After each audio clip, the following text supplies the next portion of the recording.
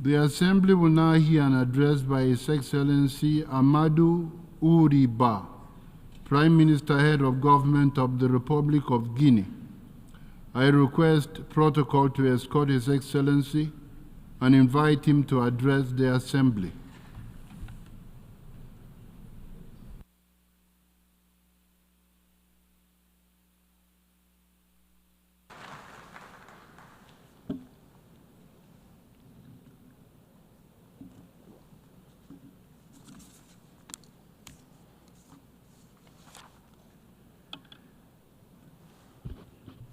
Monsieur le Secretary General, President Young, distinguished heads of state and government, distinguished delegates, I'm standing before you today on behalf of His Excellency, the General of the Armed Forces, Amadou Doumbouya, President of the Republic of Guinea, with the honor and responsibility of representing a nation that is engaged in a historic transformation. We are here to reaffirm our determination to redefine our future, a future built on peace, justice, and dignity for all. Today, September 28th, 2024, there are 3 dates, 3 events, 3 moments that embody the spirit of resilience and freedom of our people. September 28th, 1958, the people of Guinea chose to vote overwhelmingly no in the referendum proposed by General de Gaulle, thus choosing immediate independence. On September 28th, 2009, this same people reclaimed, at a heavy price, the full enjoyment of their freedom, democracy, and dignity. Today, on September 28th, 2024, on this symbolic day for Guinea, we are here before this august assembly to reaffirm our freely made commitment toward these dynamics to build a future based on peace, justice, and dignity. At this time of great global turbulence, a time of conflict, growing inequality, and a climate crisis that threatens the existence of humanity, it is crucial that we be bold in our actions and united in our vision. This is my conviction as I stand before you. At the outset, I commend the United Nations, this unique space for dialogue and cooperation, where all nations, large and small, can meet on an equal footing to build a better world. Our faith in this institution is a profound one, for it reflects our common values, that is, peace, sustainable development, and respect for human rights. We know that the challenges we are facing today are great ones, but we also know that the spirit of solidarity and cooperation that have guided this organization since its creation is more crucial than ever. Distinguished President, ladies and gentlemen, today, the Republic of Guinea has begun an ambitious process of a profound transformation of its state, led by the National Committee for Reconciliation and Development and by the President of the Republic, His Excellency General of the Armed Forces, Amadou Doumbouya. We have chosen to turn the page on instability, to write a new history, a new story, that of a resilient nation that is reinventing itself to provide its people with a life full of dignity, freedom, and prosperity. Guinea aspires to become a model of resilience and renewal in Africa, thus proving that in the face of adversity, a positive transformation is possible. The most striking example of our commitment to justice and to combating impunity is the historic trial regarding the events of September 28, 2009. For the first time in the history of our nation, the perpetrators of this tragedy have been brought before a national court. This was a pivotal turning point in our battle against impunity. This trial has become a global reference point. It's an example for Africa, and it embodies our will to rebuild our society based on justice, truth, and reconciliation, while inspiring other countries to follow our path toward accountability and transparency. In this same vein of transformation, His Excellency the General of the Armed Forces, Mamadi Doumbouya, has laid out a clear and ambitious vision to guide Guinea toward a prosperous future founded upon three key pillars: the social, economic, and political pillars. In addition, we are basing these actions on 5 values that define the governance of our country. Institutional rectification, through which we are building robust institutions, legitimate institutions that are impartial. Through rebuilding, we are strengthening the integrity of politics. Through reconciliation, we are bringing together all elements of our nation. Through recovery, we are establishing transparent and responsible governance. And lastly, through repositioning Guinea, we are stepping up our commitment toward our global partners, ensuring active, dynamic cooperation with the world's institutions, both bilateral and multilateral. These values guide each step that we take toward national transformation in a spirit of justice, solidarity, and dignity. This national transformation is based on an emblematic project that embodies our vision for the present and future. That is the Candou mega project and its ambitious Candou 2040 program. Candou 2040 was born as a mining project.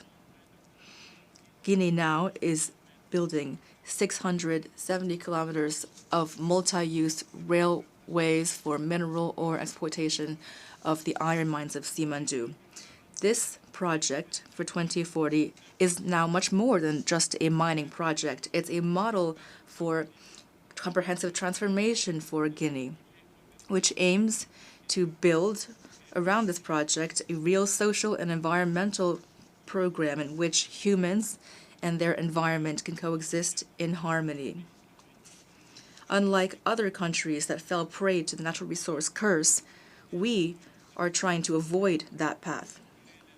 We've learned lessons from the past, and we are committed to making Candou a lever for shared prosperity, stability, and sustainable growth. Ladies and gentlemen, in this process of transformation, we've drawn inspiration from the rich and diverse history of our country, a history that is marked by our ancestral values of justice, solidarity, and respect for human dignity. I remind you that most of the empires that existed in West Africa were based on our country, that is the current Republic of Guinea. Since the Kurukan-Fuga Charter, proclaimed in 1236, which laid the foundations of a just society by abolishing slavery and promoting equality and freedom for all, and all the way up into the establishment of the Futa theocracy, recognized as a land of asylum and protection for the oppressed fleeing the slave trade, Guinea has always been a bastion for humanist values and fair governance. These traditions, which can be found in the social structures of all of the country's regions, from Lower Guinea to Forested Guinea, where the collective management of resources and peaceful resolution of conflict are at the heart of our life together. Our national identity clearly is rooted in a quest for justice, empathy, peace, and solidarity. Today, we are building the future of our nation. We are reaffirming these values in our new draft constitution, which we are currently putting before the people of Guinea. We would like to build a modern state that incorporates these timeless principles, a state in which each citizen, regardless of their origins, culture, or faith, has a role to play in a harmonious and close-knit social fabric. Ladies and gentlemen, this path toward transformation cannot be accomplished single-handedly. We are calling for sincere and strengthened international support based on mutual respect, understanding, and support as we pursue our common goals. Guinea is not asking for compassion. Rather, it's proposing a partnership, an active and dynamic alliance so we can come together to build a world, a better world. This period also is a unique opportunity for Guinea to redefine its role on the international arena as a committed and responsible actor that contributes to regional stability and to peace in the world. We have taken active part in peacekeeping efforts led by the United Nations, and we will continue to do so. We're convinced that peace is the key precondition for development and justice. That is why we're willing to provide more than 650 police and gendarmes for the stabilization of Haiti, this martyr country. However, peace can only be achieved through strengthened cooperation and meaningful reforms of multilateral institutions. And that is why we must also rethink our approach to resolving persistent conflicts in the region of the Sahel. It is high time to transcend purely military responses. And it is time to promote an integrated strategy that combines economic development, institutional strengthening, and heightened regional cooperation. This approach should be focused on each community in this vast space to enjoy their freedom, respect, identity, and recognition of their own rights in a multi-ethnic and multi-faith state space. This is what can ensure national cohesion and peaceful coexistence. The Security Council of the United Nations today must truly reflect the diversity and aspirations of the world of today. We strongly support the Oury consensus, and we call for a more equitable and democratic representation within decision-making bodies. Africa, with its 54 member states, represent more than a fourth of the UN's member states. It can no longer be pushed to one side in decisions that concern global peace and security. We call for the African continent to acquire permanent seats in the Security Council with all of the associated rights, including veto rights.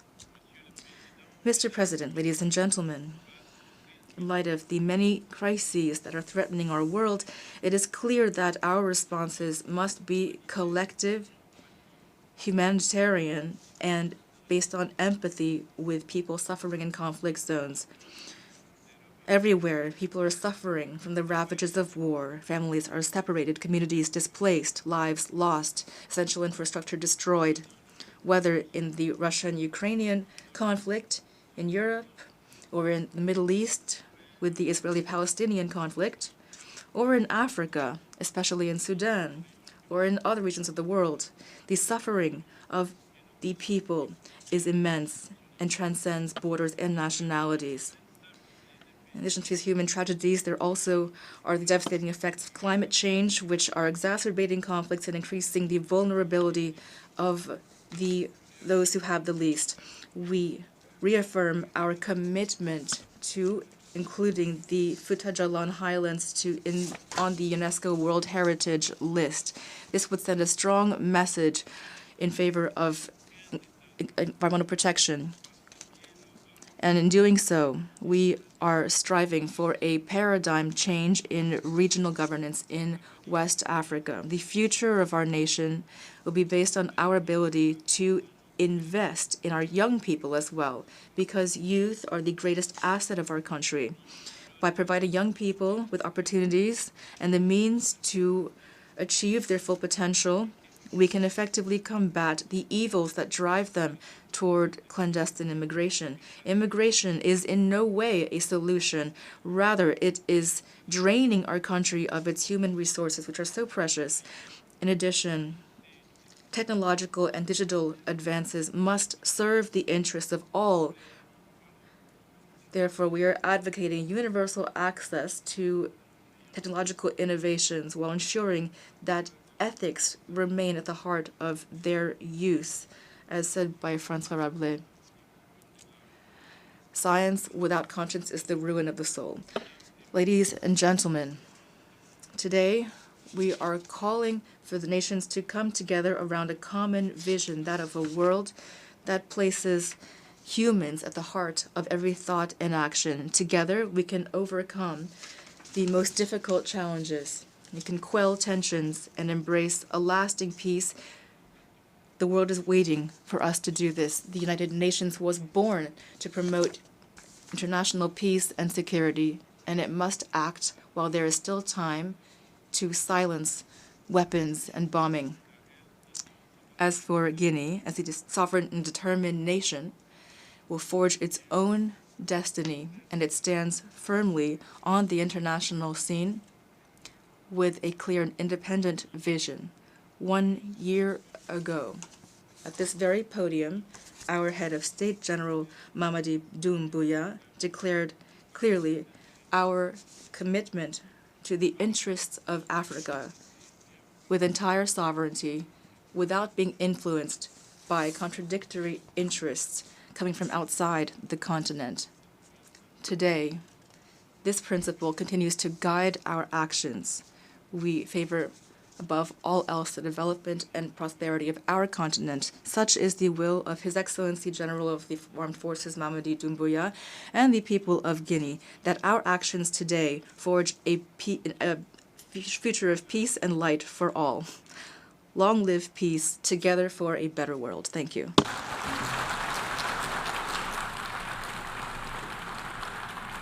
On behalf of the Assembly, I wish to thank the Prime Minister, Head of Government of the Republic of Guinea,